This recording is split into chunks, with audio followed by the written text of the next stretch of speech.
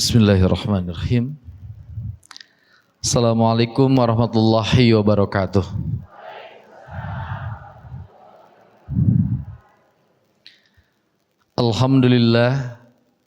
Alhamdulillahilladzi anzala sakinata fi qulubil mu'minin liyazdadu imanan ma'a imanihim. Asyhadu an la ilaha illallah wa rahmanur rahim wa asyhadu anna Muhammadan abduhu wa rasuluh min akhiril anbiya'i wal mursalin wa ala alihi wa ashabihi ajmain, amma ba'd. Ikhwatu iman, ibu-ibu yang sama-sama mengharapkan ridha serta pertolongan Allah Subhanahu wa taala, alhamdulillah, puji beserta syukur kita panjatkan kehadirat Allah Subhanahu wa taala, Allah yang maha suci dan Allah yang maha tinggi, yang masih mengizinkan kita semua untuk berhimpun pada kesempatan pagi menjelang siang ini. Ucapan terima kasih, penghargaan yang setinggi-tingginya teriring doa jazakumullahu khairan saya sampaikan kepada pimpinan Majelis Ta'lim yang telah berkenan mengundang saya pada kesempatan pagi menjelang siang ini. Hari ini sebagaimana yang mungkin sudah diinformasikan kepada ibu-ibu sekalian, saya diminta untuk berbicara terkait persoalan dakwah. Izinkan saya untuk memberikan semacam pendahuluan kepada ibu-ibu sekalian terkait dengan dakwah ini. Dulu, kurang lebih 1400 atau 1500 tahun yang lalu, yang memeluk ajaran agama ini hanyalah satu orang, namanya Muhammad bin Abdullah. Ia menjadi seorang mukmin dan muslim ketika ia dilantik oleh Allah Subhanahu wa taala di Gua Hira. Lalu kemudian ia diberikan oleh Allah Subhanahu wa taala wahyu yang pertama yang bunyinya a'udzubillahi minasyaitonirrajim, bismillahirrahmanirrahim, iqra bismi rabbikal ladzi khalaq. Dan selepas kejadian itu, maka kemudian waktu terus berputar dan atas izin Allah Subhanahu wa taala, hari ini umat Islam yang awalnya jumlahnya hanya satu orang itu kini jumlahnya kurang lebih 1,8 miliar. Tidak hanya tinggal di Makkah dan Madinah, tidak hanya tinggal di Jazirah Arab, akan tetapi juga lalu kemudian menyebar hampir ke seluruh dunia di 5 benua. Kalau kemudian ada pertanyaan, kenapa umat Islam itu bisa semakin banyak dan tersebar di mana-mana? Maka jawabannya adalah karena umat ini menghidupkan semangat dakwah. Oleh sebab itu, ibu-ibu yang saya muliakan, kalau kemudian kita ingin agar ajaran agama ini terus tumbuh dan berkembang, maka semangat dakwah itu tidak boleh luntur, tidak boleh futur, tidak boleh mundur, tapi lalu kemudian harus terus tumbuh. Dan cara menumbuhkan semangat dakwah itu salah satunya adalah dengan cara kita semua berhimpun di tempat ini. Ikhwatu iman yang saya muliakan, perintah berdakwah dalam Al-Quran itu Allah Subhanahu wa ta'ala sampaikan secara tegas dan jelas. Bunyinya adalah ud'u ila sabili rabbika bil hikmah wal mau'izatil hasanah wajadilhum billati hiya ahsan. Tolong perhatikan kalimat ini baik-baik agar kemudian kita tidak keliru dalam memahami dakwah. Saya adalah anak yang tumbuh dan besar di lingkungan tradisi Nahdlatul Ulama di Tasikmalaya. Selepas kemudian saya sekolah SMA, saya berjumpa dengan pemikiran keagamaan yang kemudian dihidupkan oleh teman-teman dari Jamiah Persatuan Islam. Dan sejak kuliah saya menjadi bagian dan menjadi kader dari Persatuan Islam. Jadi kalau ibu-ibu bertanya, Ustadz Datan ini NU, Muhammadiyah, Persis, PUI atau Matlaul Anwar, maka saya secara loud and clear menyatakan saya ini kader Persis.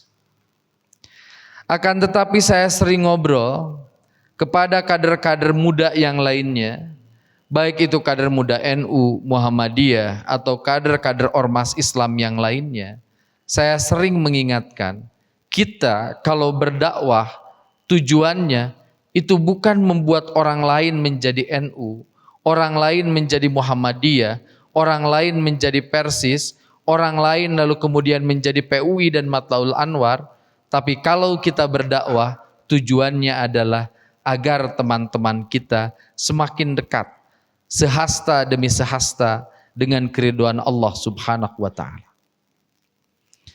Oleh sebab itu saya kalau ke Melbourne, ke Australia ngaji, yang ngundang saya itu PCI NU Australia New Zealand. Kalau saya ngaji ke Paris Prancis seperti beberapa bulan yang lalu, itu yang ngundang adalah teman-teman dari PCI Muhammadiyah Paris. Kenapa tidak ngaji di Persis Paris atau Persis Melbourne? Karena di Melbourne dan di Paris itu belum ada Persis. Jadi saya sengaja bercerita ini terlebih dahulu agar ibu-ibu juga memahami dakwah itu benar. Ibu tahu nggak berapa banyak MT yang ada di Bandung Raya? Dan kenapa MT-MT itu semakin banyak, bukan semakin sedikit dan bersatu? Karena harus kita akui dengan jujur, sebagian dari penggeraknya pada satu titik tertentu berbelok niatnya. Kan dakwah ud'u ila sabili rabbik. Kita menunjukkan kepada orang jalan yang lebih diberkahi dan dicintai oleh Allah. Tapi pada posisi-posisi tertentu, kadang hati kita itu berubah. Kamu boleh yang ngaji tapi hanya di MT Humairah. Selain MT Humairah sesat dan menyesatkan. Itu bahaya. Kamu kan udah jadi jamaah Ustadz Datan, kamu gak boleh ngaji kemana-mana lagi. Nanti kamu jadi bingung. Udahlah Ustadz Datan is the best, gak bisa. Saya ngajarin diri saya, ngajarin anak-anak dan keluarga saya, bahwa pada setiap hal dan pada setiap orang ada sesuatu yang bisa kita ambil pelajaran dan hikmah. Oleh sebab itu belajarlah. Pada bagian yang pertama ini, kalau kita dakwah, yang paling penting orang bukan ikut kelompok kita. Orang bukan ikut majelis taklim kita. Orang bukan ikut warnanya kita. Tapi orang ikut jalannya Allah Subhanahu wa Ta'ala. Caranya seperti apa? Disampaikan di dalam ayat ini. Bil hikmah wal mau'izatil hasanah. Jadi yang pertama itu, kalau kita mau ngajak orang lain lebih dekat dengan Allah, bil hikmah. Dengan hikmah, dengan kebijaksanaan. Bahkan Rasulullah Shallallahu Alaihi Wasallam menyampaikan bahwa bil hikmah itu kurang lebih dengan cara yang ia sampaikan, dengan cara yang ia tampakkan. Mohon maaf ya Bu ya, 10 tahun terakhir ini Ibu kan sering dengar dan mempergunakan kosakata hijrah. Di Bandung dan sekitarnya kita punya ustadz baik sekali. Semoga beliau senantiasa dilindungi oleh Allah Subhanahu wa Ta'ala.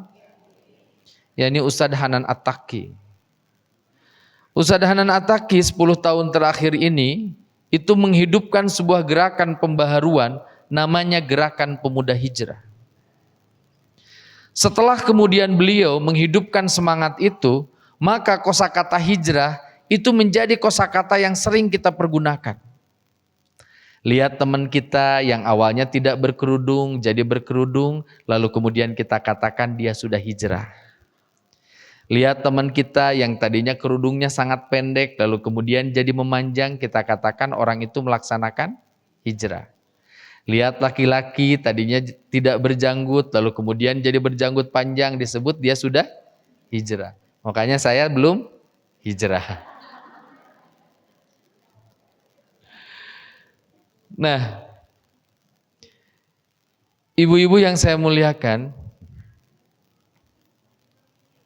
yang perlu saya sampaikan adalah, saya melihat ada sesuatu yang agak unik, yang nampaknya justru tidak sesuai dengan syariat. Dari sekelompok orang yang kemudian mengklaim melakukan hijrah. Saya kasih contoh. Kalau kita berhijrah sedikit demi sedikit lebih dekat dengan keridhaan Allah Subhanahu wa taala, maka semestinya yang tadinya bahasa kita kasar, sikap kita keras, setelah kemudian kita berhijrah, maka kemudian kita jadi pribadi yang jauh lebih ramah, senyum kita lebih merekah. Dan kita jauh lebih punya banyak teman, karena teman-teman itu dijadikan sebagai mad'u, objek dakwah kita. Ini jadi kebalikan. Dulu mah sebelum hijrah banyak temennya teh. Senyumnya manis. Sahabatnya di mana-mana. Tapi setelah hijrah, temennya melakukan kesalahan langsung bid'ah, dolalah, finnar. Temennya nggak berkerudung langsung gini, kamu tahu nggak ya yang nggak berkerudung itu nggak nutup aurat, engketehnya anu hente di kudung mah bakal diduruk di neraka. Saya ingin sampaikan, yang dikatakan itu secara tekstual betul. Tapi kalau cara dakwah kita macam begitu, maka saya tidak yakin Allah akan memberikan kemudahan dalam jalan dakwah kita. Umar bin Khattab sebelum masuk Islam kerasnya luar biasa. Setelah masuk Islam lembutnya luar biasa. Jadi kalau ada orang hijrah sebelumnya lembut, setelah hijrah dia jadi keras. Pertanyaan saya, Islam apa yang sedang ia pelajari? Karena semestinya setelah jadi masuk Islam, lebih dekat dengan Islam, lebih dekat dengan jalan Allah, maka semestinya manusia itu harus jauh lebih lembut hatinya. Jadi ibu kalau semakin lebih sering ngaji, ibu tuh jadi semakin lebih ramah sama orang. Naik angkot, ada perempuan tidak ditutup auratnya, ping-pingna kemana-mana. Saya minta jaga pandangan ibu-ibu. Oleh pandangan hati kieu. Ya. Nih Bu dengar. Perilakunya boleh kita benci. Kekufurannya boleh kita benci. Tapi orangnya harus kita cintai. Itu prinsip dakwah. Saya ngelihat orang mabok, maboknya saya benci, orangnya harus saya cintai. Karena kalau saya mencintai orang itu, tumbuh perasaan ruhama'u bainahum, sehingga saya mendakwahinya agar kemudian ia bisa jadi pribadi yang jauh lebih baik. Tapi kalau belum apa-apa saya membencinya, maka kemudian saya akan menutup diri saya dari ikhtiar mengajak orang tersebut ke arah yang jauh lebih baik bagi kehidupannya. Berikutnya, wal mau'izatil hasanah. Jadi dengan cara-cara yang paling baik, dengan cara-cara yang paling persuasif. Makanya kan orang tua kita mengajarkan kepada kita, dakwah itu mengajak, bukan mengejek. Mempersuasi, bukan mengintimidasi. Itu dakwah. Dakwah itu mengajak. Saya kasih contoh. Ada orang sholat takbirnya kayak gini, Allah. Akbar. Kayak SKJ. Senam kesehatan jasmani. Apa yang jadi respon kita? Apakah kemudian kita langsung akan mengutip dalil? Nah mah sholatnya gitu. Kan ayat dina dalilna, sallu kama ra'aitumuni usolli. Sholatlah sebagaimana aku sholat. Eta teh cek Nabi cek. Lamun ece siga gitu, ece mah sholatnya lain ngadeketan surga, tapi ngadeketan ka neraka. Bayangin orang lagi sholat, beres sholat dibentak semacam itu. Kira-kira kalau ibu mau mendakwahinya, orang ini mau menerima nggak dakwah ibu? Kalau caranya seperti itu, mata ibu ditatap sama orang itu kieu. Saha maneh? Siga nu boga kunci surga wae. Pasti gitu. Lalu apa yang harus kita lakukan? Yang harus kita lakukan gak gitu. Wal mau'izatil hasanah. Deketin. Yang sholatnya kayak gitu teh. Cek. Udah makan belum? Itu aja. Di depan ada mie ayam, yuk makan. Makan. Kasih es jeruk. Perutnya sudah terisi, kerongkongannya sudah basah. Lalu mulai dengan pertanyaan yang membuat hatinya gembira. Tadi ece takbirna siga kieu, mandi keren eta. Kakarak abdi mamangih nu siga kieu. Eta ti mana dalilna? Abdi hoyong nurutan. Saya yakin jawabannya akan kayak gini. Saya nggak punya dalilnya, hanya dulu papa saya kayak gitu. Tanya, kalau papahnya siapa? Karena kalau Fatimah sholatnya seperti A, lalu kemudian dia ditanya, kenapa sholatnya kayak gitu? Lalu Siti Fatimah mengatakan, saya seperti ayah saya, boleh nggak? Boleh, karena ayah Fatimah itu Nabi Muhammad. Iya mah bapak lagi ngarana engkon, empud, eman, yang nggak bisa dijadikan rujukan. Nggak ada, saya nggak punya dalil. Lalu ibu menawarkan jalan dakwah. Oh nggak ada dalilnya. Kalau saya mah takbir teh seperti biasa. Contohin sama ibu. Kenapa saya gini? Karena saya mah baca dari buku. Ece mau tahu bukunya? Ibu bawa bukunya, diberikan. Dilipat halaman khusus terkait dengan takbir. Diberikan dengan penuh rasa hormat dan kasih sayang. Pekan depan takbirnya sama dengan takbir yang ibu lakukan. Itu dakwah. Suatu saat di kompleks saya ada pemuda mabok di depan masjid. Saya tinggal di Cibiru Indah 8. Kecamatan Cileunyi, desa yang paling dekat dengan kota Bandung. Suatu saat ada anak-anak yang mabok di depan masjid. Para senior citizen, para pini sepuh di komplek kami marah luar biasa waktu beres sholat subuh. Terus mereka ngomong gini sama saya, Tad, eta barudak mabok deket masjid. Bejakeun, lamun mabok tong deket masjid. Itu kalimat udah salah. Lamun mabok tong deket masjid. Jadi lamun jauh mah menang. Kadang kita tuh pilih kata tuh mesti hati-hati. Apa yang jadi respon saya? Respon saya santai sekali. Pak Haji, keun atuh sakieu mah leuheung, mabok-maboknya deket masjid. Beda kan? Yang satu bilang, itu kenapa anak-anak muda itu mabok deket masjid? Perspektif saya beda. Keun we mabok ge. Mabok-mabok ge deket masjid. Kenapa? Kalau orang mabok deket masjid, maksiatnya pasti akan jauh lebih terjaga. Sok mabok di pinggir jalan, ngahalangan jalan, ngaheureyan batur. Di masjid mah pan caricing dihareup. Keun teh ameh engke beres mabok wudu. Sugan we engke salat. Ditanya, Ustad emang lamun anu mabok salatna ditampa? Nya moal. Tapi leuheung beres mabok ge inget keneh sholat. Bisa nggak kita itu pada setiap kejadian kita mencari celah orang itu bisa balik ke jalan Islam. Jangan kemudian orang itu kita jauhkan. Sudah dia jauh dari jalan Islam, terus kita jauhkan.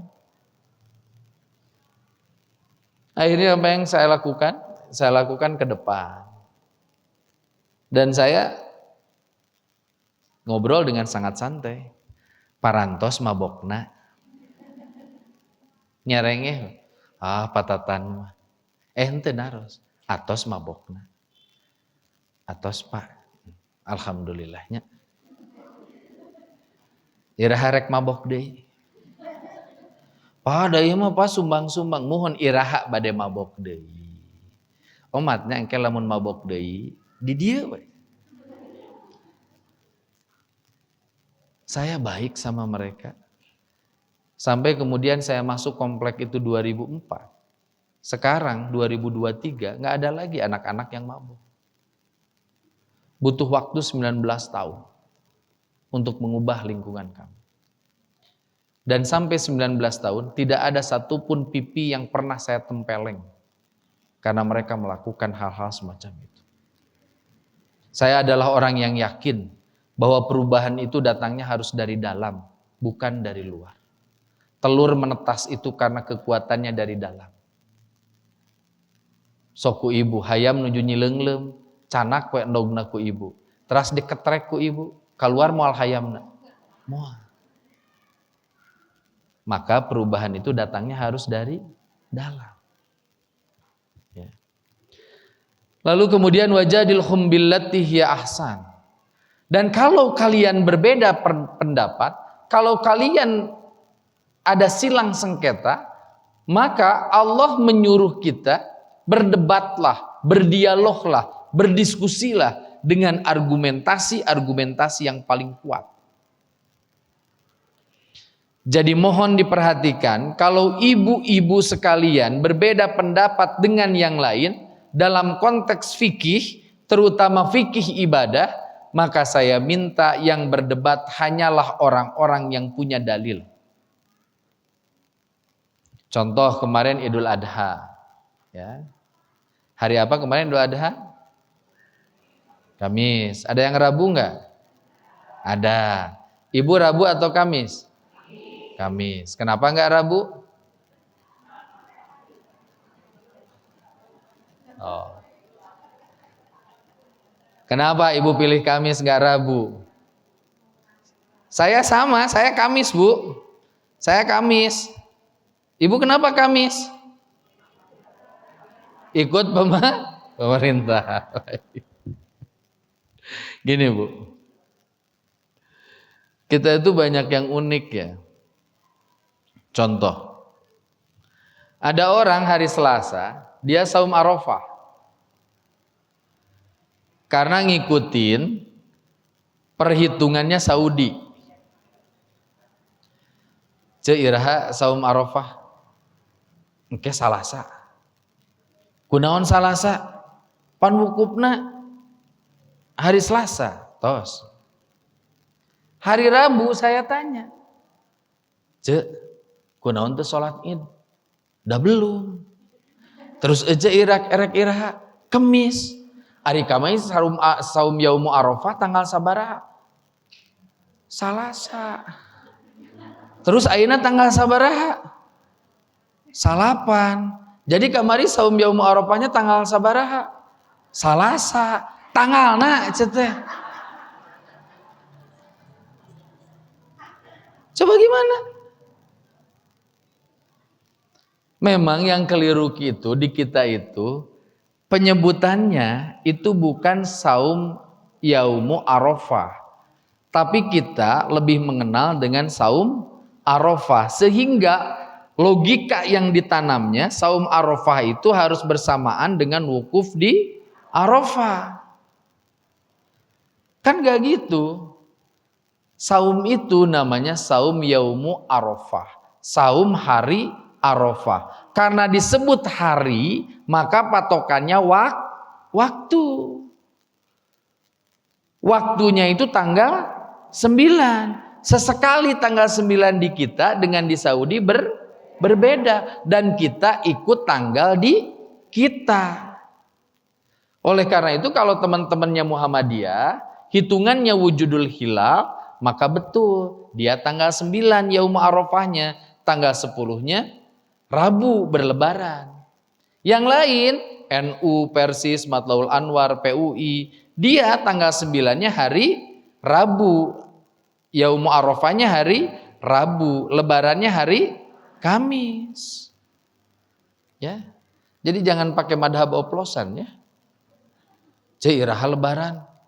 Nah, ini Ramadan ya. Kenapa udah buka? Udah tuh. Udah Muhammadiyah ayeuna kan udah lebaran. Kunaon aja ente salat Id. Can rame ayeuna mah isuk we. Ya kalau mau ikut buka, ya Anda sholat. Kalau Anda nggak sholat, Anda jangan buka, sesederhana itu. Makanya pengajian itu kenapa penting, biar ibu tidak melakukan tindakan sesembrono itu. Ya. Contoh, saya kasih contoh. Ada orang debat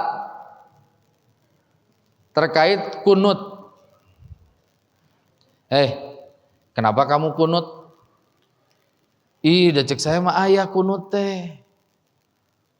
Terus nanya yang satu lagi, adik kamu kenapa nggak kunut? Udah di Saudi nggak kunut. Kata yang satu lagi, apal teh di Saudi mah sholat subuh teh pakai adzan subuhnya pakai as-sholatu khairum minan naum. Kenapa nggak kamu juga nggak ngikutin Saudi? Diem. Saya kasih contoh ya Bu ya. Saya kasih contoh. Orang Persis dan Muhammadiyah subuhnya nggak kunut.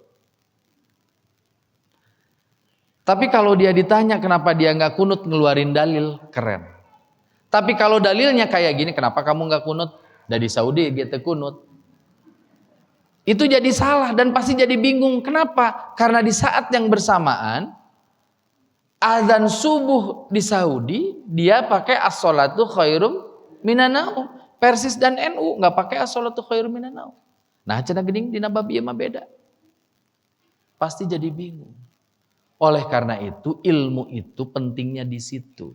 Agar kalau kita berdialog tentang ilmu agama, dalilnya punya. Bukan hanya sekedar mengikuti, mohon maaf, kata-kata orang lain, kata-kata orang tua, bahkan mohon maaf sekali, kata-katanya ulama. Tapi ibu harus belajar juga. Karena nanti yang dihisab bukan Tatan Ahmad Santana, tapi ibu-ibu sekalian. Jadi ibu gak boleh kayak gini. Ibu nanti tadi yaumul hisab, kenapa ibu melakukan ini? Dah kata Ustadz Tatan kayak gitu. Kata malaikat Ustadz Tatan mana aja? Kan yang dihisabnya juga ibu. Oleh karena itu yuk kalau ada masalah kita berdebat, berdialog, berdiskusi dengan argumentasi-argumentasi yang baik.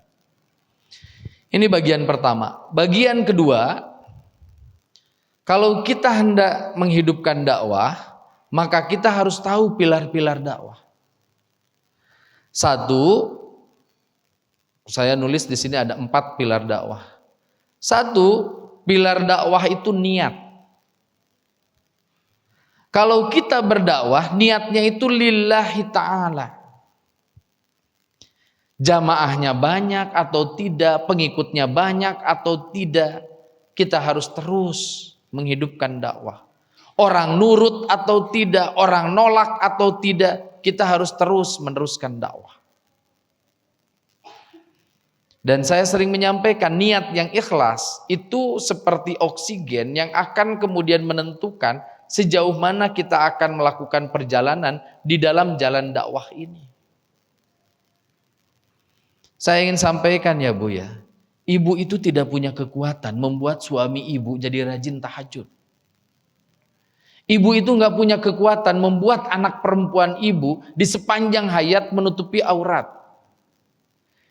Ibu tidak diberikan kekuatan itu sama Allah. Yang punya hidayah itu Allah. Tapi saya dan ibu punya kewajiban berdakwah sama anak-anak kita. Dan tugas dakwah itu mengajak bukan memaksa. Oleh sebab itu tugas kita cuma ngajak. Makanya saya sering bilang gini, ya Allah, kalau ada orang gak berdakwah kaci dateing. Karena tugasnya juga cuma ngajak. Ibu ke suami itu cuma gini aja, Pap, tahajud yuk. Perkara dia tidur kan. Ulah ku ibu tadi Banyur.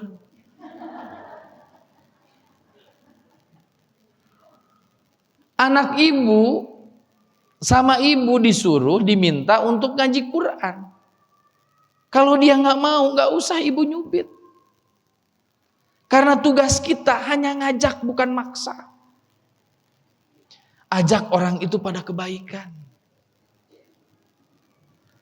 Dan niatnya harus tulus dan ikhlas. Saya kasih contoh, bikin majelis taklim ini harus tulus dan ikhlas. Berapapun yang datang ke tempat ini, itu tidak boleh dijadikan hambatan dan dijadikan masalah oleh panitia. Nggak boleh. Tiba-tiba ketua MT Humairah itu punya pikiran, ya Allah, saya itu gagal dalam berdakwah. Karena jamaah yang datang misalkan cuma 30 orang. Ibu tahu kalau kemudian patokannya itu, Nabi paling gagal itu, salah satunya adalah Nabi Isa. Muridnya cuma 11, dari yang 11 itu satu berkhianat kepadanya. Makanya saya, Bu, ngaji sejauh apapun, yang datang jamaahnya cuma sedikit, saya jalan. Kemarin saya mengawali langkah kecil di kota kelahiran saya di Tasikmalaya. Sekarang saya bikin kajian rutin di Tasikmalaya. Kami mengagendakan ngaji itu pukul 3:30. Pas saya datang pukul 3:30, yang baru datang itu 1 orang duduk di depan. Padahal kursi yang sudah kami sediakan itu 150 kursi. Teman saya yang saya ajak untuk dakwah tidak terbiasa di jalan dakwah ini.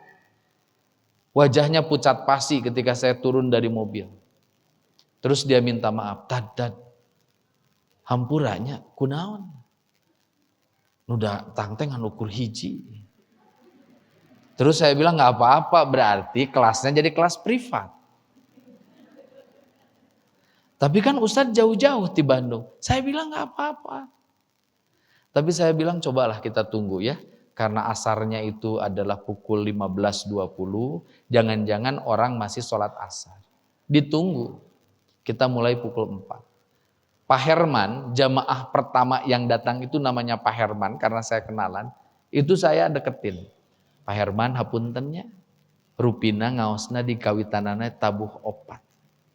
Jam 4 atas izin Allah, 150 kursi itu penuh dan sebagian orang ada yang kemudian duduk di luar kafe yang kami sewa. Lalu kemudian teman saya itu tersenyum. Wah Tad, alhamdulillah dakwahna sukses. Cete sukses di mana? Coba saya mau tanya. Apa patokan dakwah itu sukses?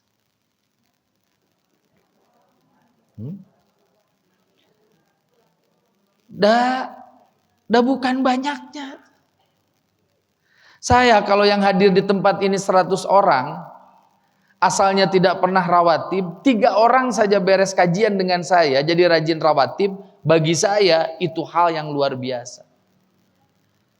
Daripada yang menghadiri kajian saya ribuan orang, dan dari ribuan orang itu nggak ada satupun yang berubah kecuali status Instagramnya.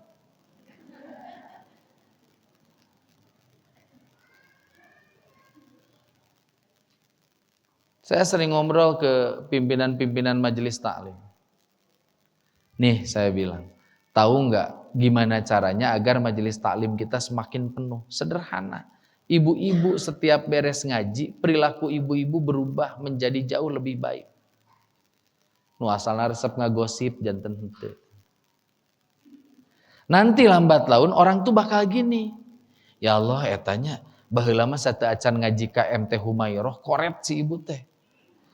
Kalau makan bala-bala ge nu dibagikeun ka batur teh ngan ukur cengekna wungkul gitu kan. Sekarang mah jadi baik. Karena dia jadi baik, maka orang jadi tertarik. Ih, jangan-jangan kalau saya ikut kajian di Humairah juga saya bakal jadi jauh lebih baik. Udah, saya ikut ngaji. Suami ibu, kalau ibu terus beres ngaji itu berubah jadi lebih baik, bakal happy, Bu. Belum apa-apa hari Senin aja udah nanya, Mah, kapan ngaji lagi di Humairah tuh? Kemis, Pap. Ih, jangan lupa ya, itu kerudung kamu belum ganti itu 1 bulan, beli. Disupport, Bu. Kenapa? Karena suami bahagia, istrinya dari hari ke hari selepas ikut kajian jadi pribadi yang jauh lebih solehah. Anak-anak ibu kalau ngelihat ibu beres ngaji jadi ibu yang jauh lebih penuh cinta dan kasih sayang, itu pasti support ibu. Mama sekarang ada yang nganterin nggak? Nggak ada. Udah ya diantar sama AA. Kunaon? Da mamah teh makin keren beres ngaji di Humairah teh makin baik sama AA. Tapi kalau ibu beres ngaji jadi jauh lebih galak, anak teh kieu mah herek ngajinya ayeuna nya. Abdi widinya ti payun. Ka mana bade keluar? Moal jajab mamah? Moal. Nah teh budak teh, mung aing mah maneh beuki ngaji beuki galak ka aing. Kan masih benar. Ibu datang ke pengajian juga diluruskan niatnya. Nyari ilmu. Misalkan ya, suatu saat yang ngaji itu sudah dijadwalkannya Ustadz A. Ternyata Ustadz A-nya nggak datang. Terus ibu dengan sangat santai bilang gini, oh Ustadznya tersumpingnya nu eta. Kata panitia teh, iya Bu nggak datang tapi insya Allah ada gantinya. Ah moal, da abdi mah resepna ka Ustadz eta. Uih we. Berarti ibu teh lain resep karena agama Allah. Ibu teh resepna ka Ustadz. Kan gitu. Saya sering dikritik sama istri. Kalau raut muka saya berubah. Kan manusiawi ya Bu ya. Saya ngobrol di depan ibu-ibu dengan saya ngobrol di mahasiswi. Kan bedanya bunya. Cahaya nage benten Bu. Ya maksudnya cahaya ibu itu kan meneduhkan ya. Cahaya-cahaya ibu itu meneduhkan banget ya. Itu istri saya suka nyubit saya. Pap gak boleh gitu. Kenapa gitu Mi? Gak boleh gitu. Karena semua mad'u, semua jamaah itu mad'u. Objek dakwah yang kemudian harus diperlakukan secara sama. Karena istri saya hafalan Qur'annya bagus sampai ngutip ayat inna khalaqnakum min dzakari wa untha wa ja'alnakum syu'uba wa qabaila lita'arafu inna akramakum indallahi atqakum innallaha alimun khabir. Yang bikin manusia mulia itu Pak, bukan asal usulnya, bukan laki-laki perempuannya. Bahkan bukan karena tua mudanya kesananya, tapi karena ketakwaan. Jadi perlakukan mereka dengan sama. Jadi saya ini termasuk suami yang kadang-kadang dimarahi istri. Dan saya hormat sama istri, nggak takut ya. Karena takut saya hanya untuk Allah. Kalau saya takut istri, saya khawatir saya terjerumus dalam kemusyrikan. Ya. Jadi ibu ya jangan bangga ya kalau ditakuti suami ya. Ceu abi mah alhamdulillah salaki teh bager kunaon? Salaki abi mah sieun ku abi. Uyuhan lamun aya ibu-ibu nu kitu ibu teh istri atanapi ka Satpol PP kan. Yang kedua, pilar dakwah itu ilmu. Bu, kita itu nggak mungkin bisa dakwah kalau kita nggak punya ilmu. Makanya saya diajarin sama ayah saya, lamun tatan jadi mubalig, kudu jadi mubalig teko. Tahu teko? Teko itu bisa kemudian mengeluarkan air karena dia menerima air. Jadi ibu jangan kaget ya kalau suatu saat ada pengajian di Bandung tiba-tiba ngelihat saya duduk sama dengan jamaah yang lain. Saya kalau waktunya luang saya ikut pengajian dan pengajiannya pengajian siapapun nyatet kayak ibu. Kenapa? Karena saya disuruh sama bapak. Kudu jadi mubalig teko. Gimana saya mau memberikan ilmu sama orang kalau sayanya sendiri berhenti mencari ilmu? Maka saya membiasakan diri saya, itu sebelum tidur atau satu hari, saya harus membaca minimal 87 halaman. Dan ini kebiasaan saya sejak SMP kelas 3. Ustadz seueur-seueur teuing, dah mudah atuh Bu, sekarang mah ada buku itu jadi e-book. Jadi di iPad saya ini banyak e-booknya. Jadi saya baca. Dan yang saya baca bukan hanya ilmu-ilmu terkait dengan tafakufiddin, tapi juga ilmu-ilmu yang lainnya. Saya ini penggemar pembaca novel. Saya ini penggemar pembaca puisi. Saya senang dengan roman. Dan saya melihat bahwa ulama-ulama kita terdahulu, kenapa mereka pandai menyusun kata sehingga kemudian dari kata itu bisa menggerakkan orang untuk melakukan tindakan yang nyata, karena mereka rajin baca. Coba lihat Buya Hamka. Buya Hamka itu rajin baca, rajin nulis. Kenapa dia bisa nulis? Karena dia rajin baca. Maka saya minta kepada kita semua, kalau kita mau dakwah, kita harus punya ilmunya dulu. Contoh, dakwah itu kan salah satunya bentuknya amar ma'ruf nahi munkar. Dan amar ma'ruf nahi munkar itu adalah salah satu prasyarat pokok agar kita jadi umat terbaik. Karena ada dalilnya ya, kuntum khairu ummah ukhrijat linnasi ta'muruna bil ma'ruf wa tanhauna 'anil munkar.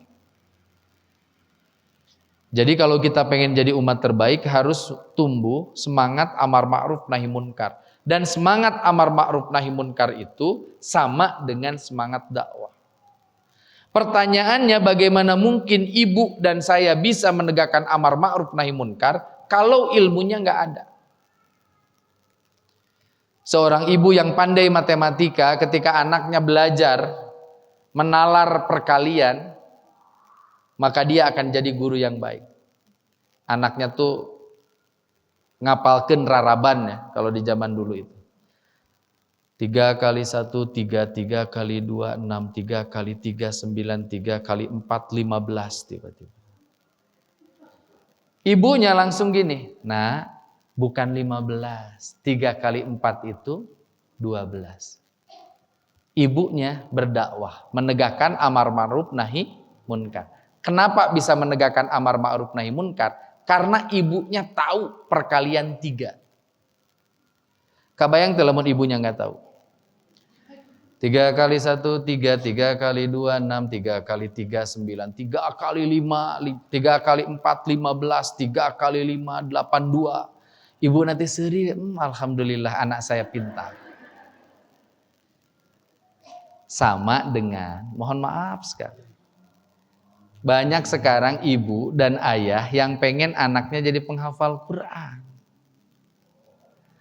Tapi ibu dan ayahnya, jangankan 30 juz 30 saja nggak hafal. Kira-kira gimana mau menegakkan amar ma'ruf nahi munkar?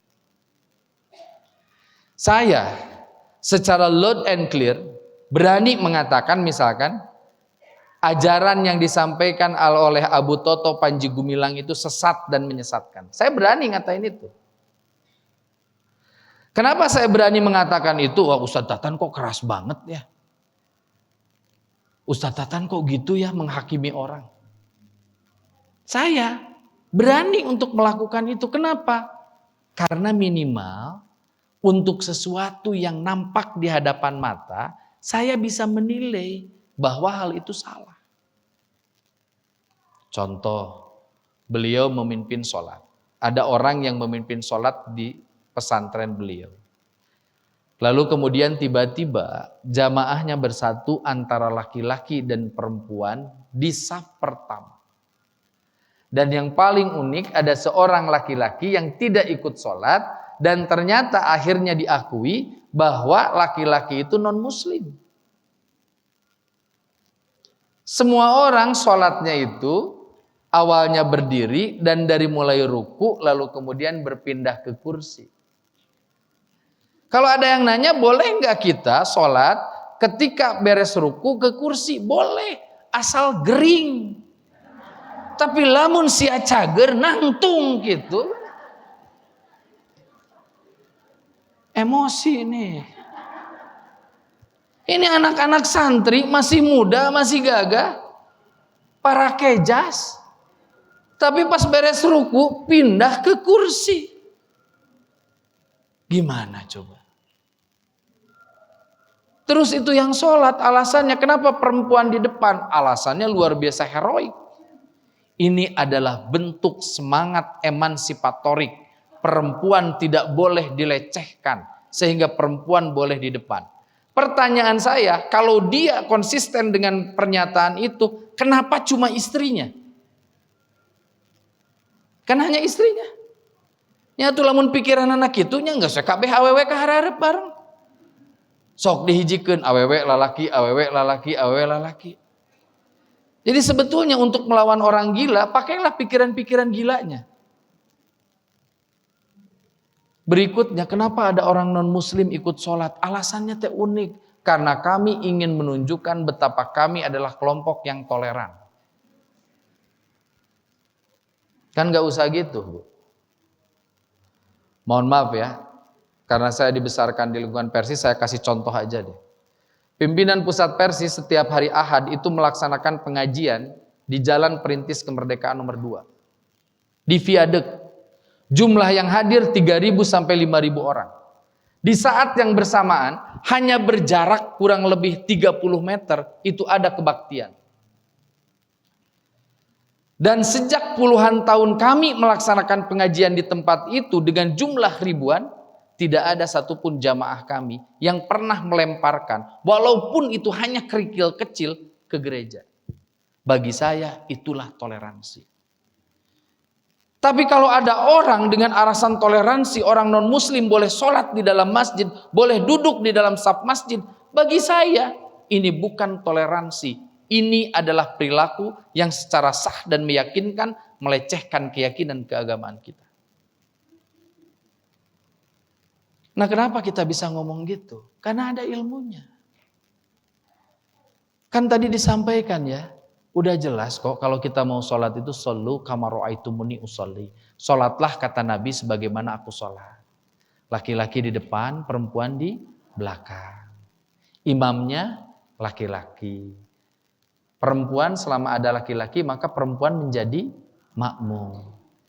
Apakah perempuan tidak dihargai posisinya dalam sholat? Dihargai. Saya jadi pimpinan sholat di tempat ini, semua bapak-bapaknya nggak hafal Quran, saya lupa. Dan nggak ada satupun bapak-bapak yang mengingatkannya. Tiba-tiba ada ibu yang menepukkan tangannya, saya jadi tahu bahwa bacaan saya itu salah. Ada rukun sholat misalkan yang tertinggal. Dan peringatan dari kaum perempuan itu akan dimuliakan oleh imam. Jadi gitu. Makanya kan konsep Islam tentang toleransi itu lakum dinukum waliyadin. Saya minta Majelis Taklim Humairah ini, kalau kemudian ada orang lain yang sedang melakukan ibadah yang berbeda keyakinan dengan kita, kita hormati mereka. Kita hormati mereka. Saya kagum punya kakek. Kakek saya ini ulama di Tasik. Kami kebetulan tinggal di kota, berhadap-hadapan dengan rumah si Enci yang kebetulan Protestan. Suatu saat di rumahnya, itu ada kebaktian. Lalu kemudian tempat untuk nyimpen motornya penuh. Apa yang dilakukan oleh kakek saya? Kakek saya membuka pintu gerbang kami. Lalu kemudian ngobrol, Ci, eta lamun aya nu erek kebaktian, kurang tempatna, sok we di dieu parkirna. Saya sempat nanya, aki-aki ari nu kitu teh bukannya enggak boleh karena membantu ajaran agama orang lain? Jawaban kakek saya gini, lain ngabantuan ajaran agama lain ya mah teu pira jelema erek parkir daripada dihareup ngahalangan lebih baik asupkeun ka imah urang. Dan alhamdulillah atas izin Allah, satu dari sekian banyak cucunya si Enci masuk Islam. Karena ngelihat akhlak baik Pak Ibrahim, kakek kami. Jadi gitu kan. Nah, ikhwatu iman yang saya muliakan, sok harus punya ilmu ya. Jadi kalau nanya, Kenapa sih ibu-ibu teh harus ngaji? Agar ibu punya ilmu. Dengan ilmu ibu bisa dakwah. Dakwah sama siapa? Yang paling deket aja deh. Dakwah sama suami. Dakwah sama anak. Dakwah sama cucu. Ya. Kan kelihatan ya mana yang punya anak, mana yang punya cucu kelihatan. Nah yang punya cucu sok kedah janten nini nu cerewet. Tapi cerewetna sing pantes. Cerewet yang pantas itu cerewet untuk kebaikan. Saya kasih tahu ya, ibu-ibu, nenek-nenek yang ada di sini, mungkin nanti akan mendapatkan resistensi. Ada bu, cucu itu yang gak suka dengan neneknya. Hayu urang mudik ke rumah Nin, gak mau. Kenapa? Nin mah suka ngomong, hayu kudu ka masjid, sholat, liur. Saya mau tanya, kalau nenek-nenek dengerin kalimat cucunya, jujur, seperti itu bakal sakit hati nggak? Sakit hati. Tapi saya pengen kasih tahu sama nenek-nenek yang keren itu. Nanti ketika nenek-nenek itu sudah meninggal, suatu saat cerewetnya nenek-nenek itu akan dirindukan. Cucunya akan kangen sama neneknya. Bahkan ketika dia sholat, dia akan ngomong sama Allah. Ya Allah, saya bisa sholat kayak gini. Karena dulu saya punya nenek cerewet bang. Kan jadi hal yang indah buat kita. Makanya sopnya cerewetnya dilanjutkan. Cerewetnya dilanjutkan. Berikutnya, setelah niat dan ilmu, berikutnya metodologi dakwah. Ini yang harus diperhatikan. Satu, metodologi dakwah itu bilisan. Jadi dakwahlah dengan lisan kita. Jadi apa yang sedang saya lakukan hari ini namanya dakwah bilisan. Yang kedua, dakwah bil kitabah. Dakwah dengan tulisan. Di sini bagi mamah-mamah yang masih agak muda, saya minta platform media sosialnya Facebook, Instagram, Twitter, Threads, dan yang lainnya itu gunakan buat dakwah. Ya, gunakan buat dakwah. Ustadz kumaha abdi mah da teu gaduh Instagram, naon Instagram teh Gimana caranya saya dakwah bil kitabah? Gampang. Ibu tulis doa-doa. Doa masuk WC, tempelin di WC. Doa bercermin, tempelin di cermin anak-anak. Agar apa? Agar anak ketika kemudian bercermin ada tulisan ibunya, ada tulisan neneknya. Mau nggak mau itu bakal kebaca. Doa bercermin teh gimana? Allahumma kama hasanta khulqi fahasin khuluqi. Kan jadi dibaca. Ya Allah, mudah-mudahan engkau memperbaiki dan mempercantik tidak hanya jasadku, tapi juga akhlakku. Kayak gitu. Ibu tulis di depan, mohon ucapkan salam sebelum masuk ke rumah. Tulis itu. Di meja makan ditulis di situ. Kulu washrobu biyaminika. Makan dan minumlah dengan tangan kanan. Ditulis. Kenapa di Tasik hampir di setiap jalan itu ada kalimat thayyibah subhanallah, alhamdulillah, Allahu akbar, la ilaha illallah. Itu karena pemimpin kota ingin memudahkan masyarakatnya yang kelak di yaumul hisab itu akan menjadi tanggung jawabnya itu untuk membiasakan kata-kata baik. Sok kan mau nggak mau kita naik mobil, ada tulisan di situ subhanallah kan dibaca. Subhanallah. Ngeng, tulisan alhamdulillah. Ngeng, Allahu akbar. Ngeng, la ilaha illallah. Itu disebut dengan dakwah bil kitab. Saya punya teman namanya Kang Subhan Daragana, pengusaha billboard. Itu billboardnya kalau kemudian tidak dipakai itu ada tulisan sholat subuhlah tepat waktu bagi laki-laki di masjid. Itu dakwah. Berikutnya dakwah bil mal. Dakwah dengan harta. Saya mau tanya sama ibu, ari harta yang ibu miliki itu punya siapa? Serius bu? Oh, ibu temani sarolehah bisa. Serius nih saya tanya, harta yang ada di ibu itu punya siapa? Punya Allah. Ibu mah cuma katitipan. Ya. Wah, udah keren gini mah aman lah ya. Kalau udah paham ini mah ya. Nih, dengar ya. Saya senang kalau jawabannya sama. Jadi Bu, karena ibu sudah punya pemahaman itu, nanti ibu gampang mendidik hukum waris sama anak-anak ibu. Kenapa hukum waris sulit diterima? Karena menganggap bahwa harta yang ditinggalkan oleh ayah dan bundanya yang wafat adalah harta ayah dan bundanya. Sehingga kenapa pengen ada kesepahaman bahwa laki-laki dan perempuan dibagi sama? Karena nganggapnya itu harta orang tuanya. Padahal enggak. Saya punya harta di rumah. Kemudian saya meninggal. Itu bukan harta anak saya. Enak wae gawe ge hanteu. Emangnya Adfar, Zahra, Azri, Zainab kerja? Enggak. Malah mereka juga tiap hari minta duit sama saya. Saya meninggal, ya bukan harta mereka. Harta yang saya miliki itu harta Allah. Ketika saya meninggal, maka harta itu kembali kepada Allah. Dan harus dibagikan dengan cara Allah. Sesederhana itu. Sok saya minta, harta yang kita miliki itu mau nggak dijadikan sebagai alat untuk semakin mendekatkan diri kita kepada Allah. Sok gunain. Saya ngajarin diri saya dan istri, meskipun tidak ada dalilnya, saya itu agak strict Bu.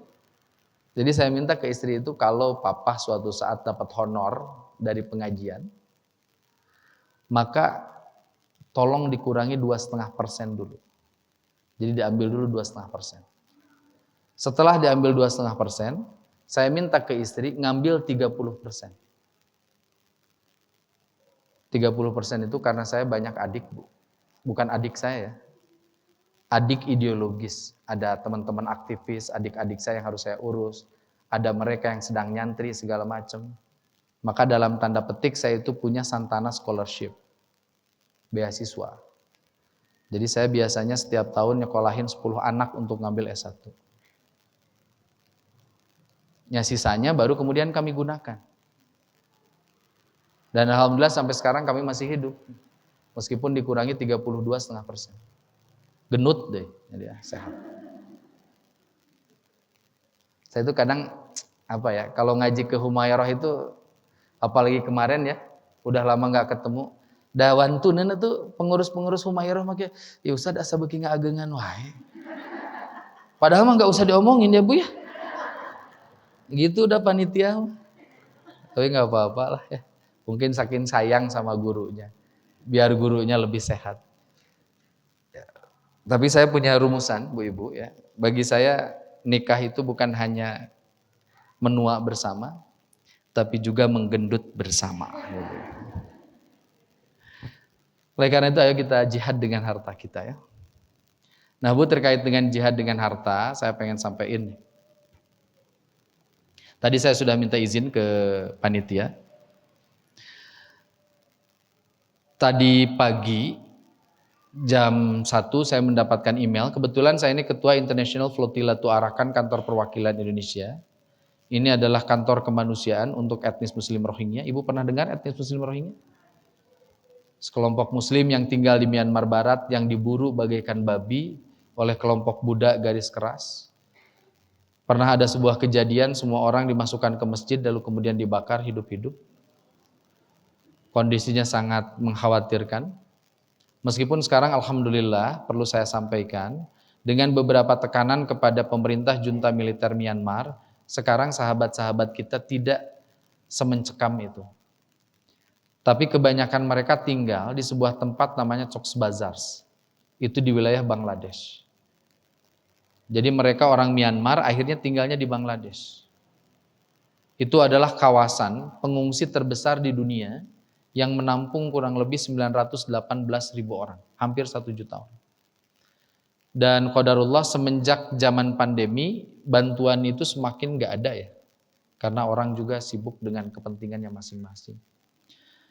Oleh sebab itu tadi malam saya mendapatkan berita bahwa dari hari ke hari bantuan semakin berkurang, dan bahkan di beberapa pekan terakhir ini ada beberapa sahabat-sahabat kita yang kemudian terpaksa harus mati karena kelaparan.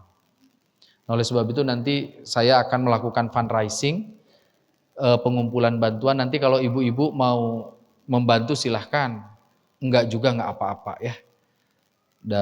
Ibu juga yakin kan bahwa harta ibu itu milik Allah gitu, jadi silahkan. Jadi nanti silahkan ibu-ibu, nanti kalau ada yang berkenan untuk membantu saya persilahkan ya. Dan untuk panitia nanti saja ya, sebelum kita tanya jawab. Sekarang kita selesaikan dulu. Berikutnya adalah dakwah bil amal. Jadi ibu, dakwah yang paling efektif itu adalah dakwah dengan perilaku. Ya. Dakwah dengan perilaku. Ya. Jadi kenapa Rasul dalam kurun waktu 23 tahun bisa melakukan pembaharuan? Karena Rasul berdakwah dengan tindakannya. Maka saya sering sampaikan ke Teh Enci itu, Teh Enci saya bilang, kalau Teh Enci nanya kenapa Ustadz Tatan itu kalau ngaji nggak pernah telat. Kayak tadi ya, saya diundang jam 9, saya berupaya datang jam 9. Meskipun saya tahu ngajinya bakal dimulai setengah 10. Kenapa saya berupaya nggak pernah telat? Karena saya pengen dakwah bil amal saja. Dan saya secara berseloroh sering gini, saya senang kalau saya datang, ibu-ibunya belum datang. Serius Bu, saya nggak pernah marah, justru saya senang. Kenapa saya senang? Karena akhirnya saya bisa menjalankan sunnah Nabi. Karena sunnah Nabi itu, guru itu menunggu murid. Ingat ya ke panitia ya, guru itu nunggu murid. Panitia menunggu guru. Jadi yang paling ngaco adalah guru sudah datang, murid sudah datang, panitia belum. Nah itu nggak ada tuh rumusan. Jadi saya senang. Jadi saya itu kalau ngaji saya datang duluan, nunggu yang lain datang. Dan saya sering sampaikan gini kepada jamaah, nggak usah sungkan karena saya tengah menjalankan sunnah Nabi. Ya ya Ustadz, dijadwal setengah 10, datang setengah 11, masih dengan gagah ya, Assalamualaikum ibu-ibu. Bagi saya itu adabnya sudah hilang.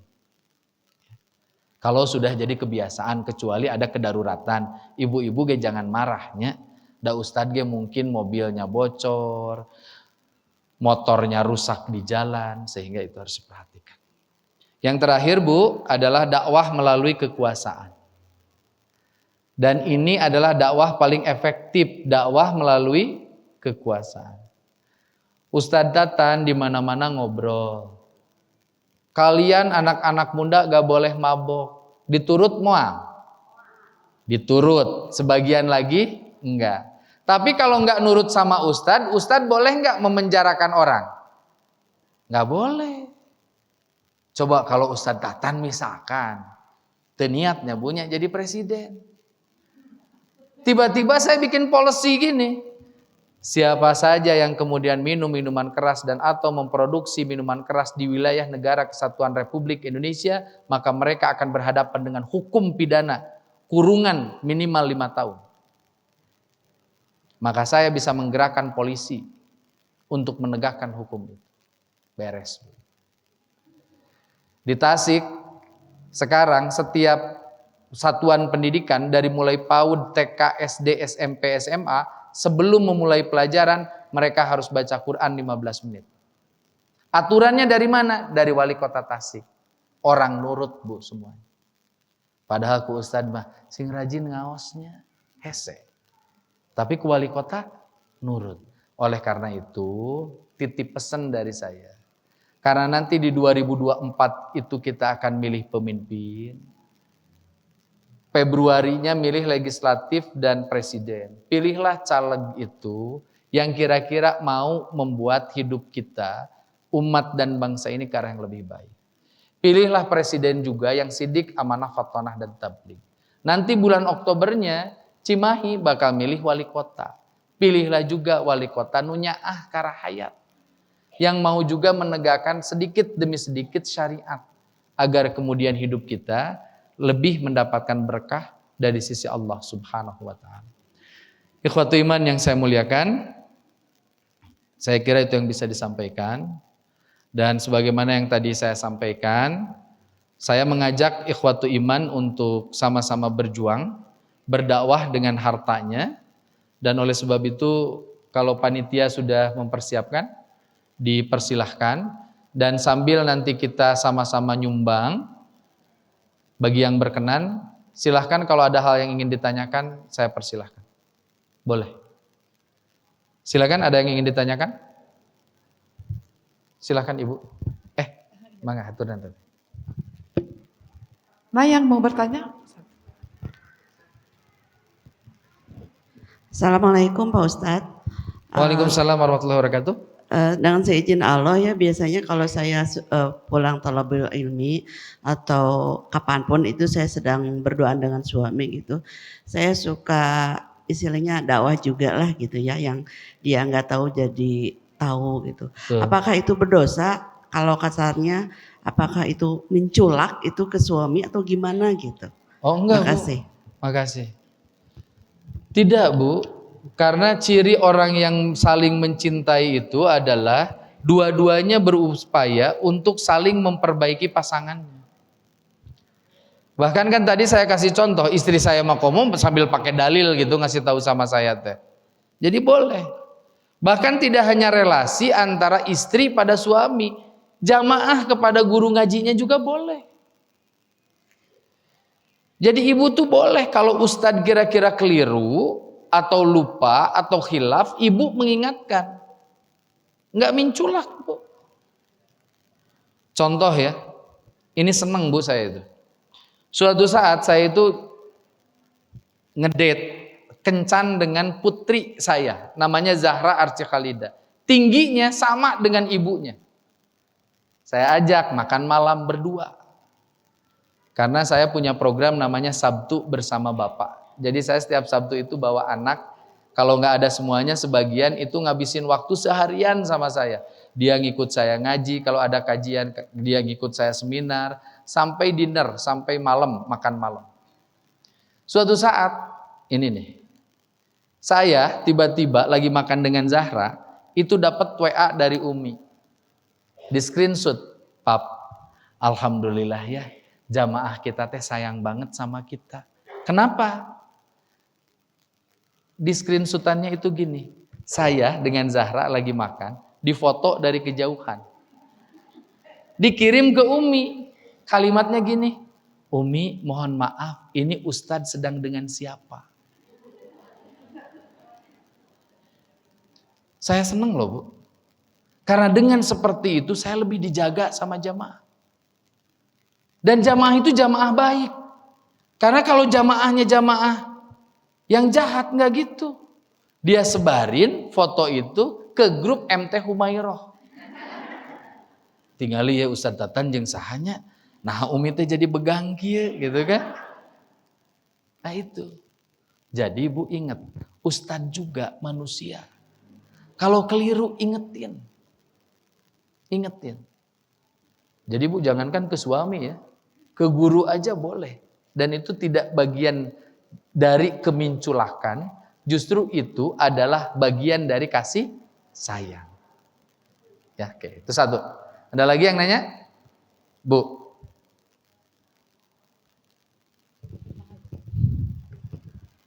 Assalamualaikum warahmatullahi wabarakatuh. Waalaikumsalam warahmatullahi wabarakatuh. Tadi saya menyimak apa yang disampaikan Pak Ustadz, hanya yang saya agak ini ada yang metode dakwah yang diajak dan dipaksa ya. Nah, dipaksa di sini pun kadang saya suka melakukan pemaksaan ya, karena setidaknya dengan ada pemaksaan lambat laun, mungkin tadinya pemaksaan. Nah, lambat laun menjadikan kebiasaan bagaimana?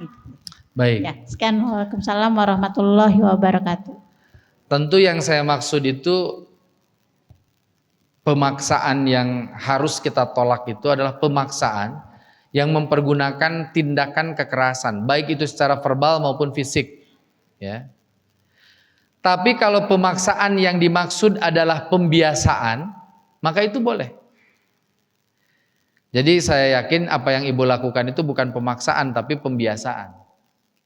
Kalau memaksa itu gini ya, memaksa itu gini. Anak lagi tidur, belum mau sholat subuh, diciwit tepikeun ka beureum, itu maksa. Tapi kalau ibu ciumi terus menerus, hayu sholat, terus tepikeun ka dicium betul ka baseuh budak teh. Akhirnya anak bangun, ya udahlah mamlah aku sholat. Nah itu namanya pembiasaan. Jadi yang maksud dengan maksa itu adalah proses pembiasaan tapi dilakukan dengan tindakan kekerasan. Bagi saya itu pemaksaan. Kenapa nggak boleh ada pemaksaan semacam itu? Karena mohon maaf Bu, saya tidak ingin ada trauma pengasuhan pada anak-anak kita. Mohon maaf ya bagi mereka yang lahirnya tahun 81 semacam saya lalu kemudian ke sana, kita ingat nggak gimana caranya kita belajar hukum tajwid? Nun mati menghadapi huruf kaf tengah hiung dicepret. Nun mati menghadapi ba teu iklab dicepret. Itu kalau kemudian kita seperti itu, beberapa orang yang kuat mentalnya ngajinya jadi bagus, bener. Tapi beberapa yang gak kuat mentalnya akhirnya memilih jalan singkat. Lah aing mah ngaji teh rudet, loba pisan dicepret. Sehingga bayangan dia tentang ngaji itu bukan sesuatu yang mengasyikkan. Coba ya kalau belajar tajwidnya kayak dulu, kayak tadi gitu dari dulu, kan semua orang asyik. Gurunya melafalkan, muridnya mengikuti, bagi yang salah lalu kemudian tidak dihukum, itu tuh bikin kita happy. Jadi itu yang dimaksud dengan pemaksaan yang saya tolak ya. Dan memang Bu harus diakui tidak ada seorang pun di tempat ini saya pikir yang tiba-tiba rajin sholat subuh, sok saya ngacung di dia. Dari mulai 3 tahun gitu tiba-tiba ibu teh rajin sholat subuhnya, berangkat nyalira ke masjid wudu, ka mana jang? Bade ka masjid moal. Semuanya juga karena dibiasakan. Ada lagi yang mau bertanya? Silakan yang mau bertanya lagi, acungkan tangannya. Mangga Ibu. Silakan. Jadi sekarang saya jadi tahu ya kenapa duduk di depan itu mau nanya, karena yang nanya di depan semua. Assalamualaikum warahmatullahi Waalaikumsalam wabarakatuh. warahmatullahi wabarakatuh. Pak Uta, saya mau bertanya. Ya. Hidayat artinya apa? Tauhid apa? Nah, hidayah artinya apa? Baik. Tauhid apa? Tauhid apa? Baik. Hidayah itu dalam bahasa sederhana itu hadiah, Bu. Hadiah. Makanya yang disebut hidayah itu hak prerogatif. Hak prerogatifnya melekatnya pada Allah. Sama seperti kita mau ngasih hadiah. Hadiah itu hak prerogatif. Saya kasih contoh. Ibu balap lompat, setiap orang ngumpulin 10.000, terus ibu lari, yang menang dapat itu. Itu bukan hadiah, judi itu. Badminton, nu eleh mayar, judi itu. Bukan hadiah. Hadiah itu gini. Bu, hari ini saya teh rudet punya uang teh 10 miliar. Asa berat teuing. Ini yang 1 miliar saya mau kasih hadiah sama ibu. Sok Bu. Ibu lompat ti dieu ka alun-alun Bandung. Siapa yang paling dulu saya kasih 1 miliar. Hadiah bukan? Hadiah. Tapi kalau ibu ngumpulin semua, uang dikumpulin. Nanti yang paling duluan dia yang mendapatkan hadiah. Itu bukan hadiah, itu namanya judi. Makanya mohon maaf ya. Mohon maaf sekali. Saya kalau dapat tuh, dulu kan sering ya kopi. Misalkan kopi apa. Terus di situ tuh kalau beli sekian kopi lalu kemudian dikumpulin nanti dapat hadiah. Saya menahan diri melakukan itu. Saya bilang ke istri jangan. Tapi kalau tiba-tiba dari perusahaan itu di setiap kantong itu ternyata ada hadiah, itu jadi betul-betul hadiah. Makanya kita harus hati-hati. Jadi hidayah itu hadiah yang Allah berikan kepada ia yang dicintainya. Maka hidayah itu datangnya kadang itu tidak masuk logika. Ada orang yang ngaji terus tapi perubahannya itu sosok. Tapi tiba-tiba ada orang yang awalnya non-muslim lalu kemudian dapat ujian hebat, dan ketika dia dapat ujian hebat, dia kembali kepada Allah, dia jadi orang baik. Maka tiba-tiba itu kita sebut sebagai hidayah. Ya. Kalau tauhid itu proses mengesahkan Allah. Jadi ketauhidan itu adalah kemampuan kita untuk mengesahkan Allah. Kita meyakini bahwa Allah itu satu-satunya zat yang paling berkuasa, yang paling maha di atas segala maha, dan karena kemahaannya itu kita lalu kemudian tunduk dan patuh kepadanya. Jadi menjaga tauhid itu salah satunya yang menjauhkan diri kita dari musyrik. Saya mau tanya Bu, sekarang orang yang musyrik masih ada nggak? Banyak. Dulu Bu, musyrik itu menyembah berhala. Sekarang musyrik itu menyembah uang dan kuasa. Jadi kalau dulu Bu, musyrik itu biasanya kan di kampung ada pohon besar tuh. Kurang tadi kadinyakeun kopinya, rokok. Jadi seolah-olah jin teh preman gitunya, nu resep ngopi jeung ngarokok gitu kan. Sesajen ya Bu ya. Mungkin kalau sekarang harusnya agak berubah ya, kasih PlayStation sama TV-nya gitu kan. Harusnya kan gitu. Karena saya cukup yakin jin juga berevolusi kebudayaannya.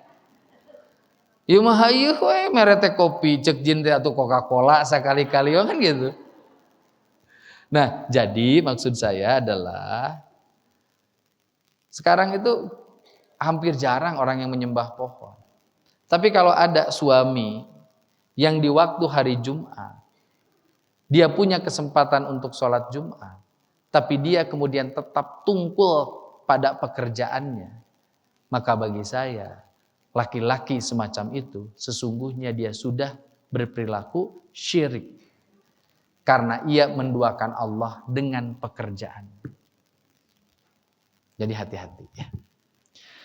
Baik Ibu, sudah 3. Saya kira itu yang bisa disampaikan. Semoga Allah Subhanahu wa taala merahmati kita, dan saya ucapkan terima kasih teriring doa jazakumullah khairan atas kebaikan ibu-ibu yang hari ini ikut berjuang bersama dengan kami. Insyaallah kami akan terus melakukan fundraising, dan dalam waktu dekat insya Allah kami akan kirimkan ke kantor pusat kami di Kuala Lumpur untuk kemudian nanti diberangkatkan ke Bangladesh. Setiap bantuan ini tentu adalah sesuatu yang sangat berharga, karena memberikan makan kepada orang yang lapar adalah satu di antara 3 jalan kita menuju ke surganya Allah Subhanahu wa taala. Kita tutup perjumpaan ini dengan bermunajat kepada Allah Subhanahu wa taala. Bismillahirrahmanirrahim. Allahumma inna nas'aluka salamatan fid din wa afiatan fil jasad wa jiyadatan fil ilmi wa barakatan fil rizqi wa taubatan qabla al maut wa rahmatan indal maut wa maghfiratan ba'dal maut. Allahumma hawwin alaina fi sakaratil maut. Rabbana la tuzigh qulubana ba'da idh hadaitana wa hab lana min ladunka rahmah innaka antal wahhab. Rabbana hab lana min azwajina wa dhurriyyatina qurrata a'yunin waj'alna lil muttaqina imama. Rabbi habli minas salihin. Allahumma ighfirli wa li walidayya warhamhuma kama rabbayani shaghira. Allahumma a'inni ala dzikrika wa syukrika wa husni ibadatik. Rabbana atina fid dunya hasanah wa fil akhirati hasanah wa qina adzabannar. Aqulu qouli hadza wa astaghfirullah li wa lakum wa lafu minkum walhamdulillahi rabbil alamin. Wassalamualaikum warahmatullahi wabarakatuh. Waalaikumsalam warahmatullahi wabarakatuh. Alhamdulillahirrahmanirrahim. Jazakallah khairan kasiran Ustadz Tatan atas ilmunya yang Masya Allah, tabarakallah, luar biasa, yang mudah-mudahan menambah kesemangatan kita ya Bun. Kita bisa dimudahkan untuk berdakwah meskipun di sekitar orang-orang terdekat. Mudah-mudahan kita bisa berjuang bersama-sama ya Bun, insya Allah. Sekali lagi kami haturkan terima kasih, kita doakan Ustadz agar senantiasa diberikan kesehatan berikut keluarganya, dan juga diberikan kemudahan dan kelancaran di setiap dakwahnya. Amin ya rabbal alamin. Baik bunda-bunda, kami juga berterima kasih atas partisipasi bunda-bunda yang alhamdulillah mudah-mudahan sedekah infak yang disampaikan menjadikan ladang amal untuk kita dan Allah mengganti yang berlipat. Sebelum ditutup mungkin ada beberapa pengumuman ya Bun. Insya Allah pekan depan akan diisi oleh Ustadz Dudi Mutakin. Insya Allah ya Bun, bisa diberitahu ke teman-teman yang lain jika ada yang belum mengetahui ada informasi ini ya Bun. Kemudian yang kedua, Sebentar pun, bentar. Ada itu. Ya.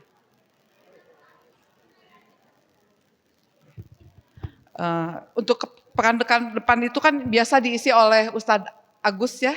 Berhubung beliau sedang ada keperluan ke Kalimantan, mohon doanya untuk kelancarannya Bun, bertitip pesan seperti itu. Maka dari itu untuk Kamis depan insya Allah akan diisi oleh Ustadz Dudi Mutakin. Kemudian yang kedua, kami di setiap kajian ini ada YouTube ya Bun, sekarang kita mempunyai akun YouTube yang namanya Tube UBM Official Channel. Kami mohon kesediaannya untuk bunda-bunda sekalian untuk like dan subscribe channel tersebut untuk kelancaran dakwah kita ya Bun, insya Allah. Dan untuk informasi selanjutnya kami juga ada di Instagram, bisa di follow juga namanya MT Humairah. Mungkin itu saja ya Bun informasinya, mudah-mudahan kita diberikan kemudahan kesehatan untuk senantiasa bisa bertolabul ilmi bersama di masjid ini. Baik bunda-bunda, kita tutup kajian hari ini dengan bacakan hamdalah dan doa kafaratul majelis. Alhamdulillahirabbil alamin, subhanakallahumma wa bihamdika, asyhadu alla ilaha illa anta, astaghfiruka wa atubu ilaih. Terima kasih atas perhatiannya, mohon maaf apabila ada salah dan kurang.